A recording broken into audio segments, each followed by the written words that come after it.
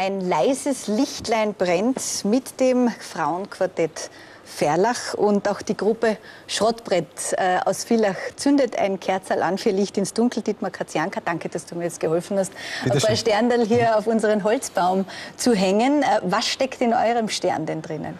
Wir machen heuer, also wir haben voriges Jahr schon für Licht ins Dunkel unsere CD Leise rieselt der Schnee gemacht und die läuft heuer wieder weiter und wir haben uns heuer was Spezielles einfallen lassen, und zwar wir haben 2 Konzerte gespielt und die kompletten Gagen von diesen 2 Konzerten spenden wir auch an Licht ins Dunkel, und zwar ans Promente Kriseninterventionszentrum in Spital an der Drau. Wow, das ist jetzt anstrengend, dass du das rauskriegst, aber sensationell.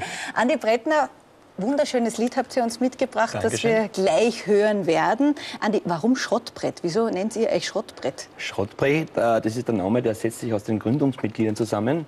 Peter Schrottenbach und Andreas Brettner. Und so habt ihr das lassen dann, und ja. Schrottbrett, uns ist nichts Besseres eingefallen. Na, ist ja eh wunderbar. Und das ist aber ein Name, der eingeht, gell? eingeht, ja. Ja. Absolut, absolut. Ihr habt auch Christine Tammecker heute mitgebracht von den Kärntner Regionalmedien. Frau Tammecker, Sie unterstützen dieses Projekt. Ja, genau. Wir unterstützen Schrottbrett jetzt mittlerweile auch das 2. Jahr. Wir sehen einfach, dass diese Einrichtung, die Unterstützung dieser Einrichtung für die Kinder und für alle Betroffenen sehr sinnvoll ist, und deswegen haben wir uns da auch heuer gerne wieder beteiligt. Ich bedanke mich ganz herzlich, nehme den Stern entgegen, darf ihn jetzt dann gleich raufhängen, aber euch 2 muss ich jetzt entlassen.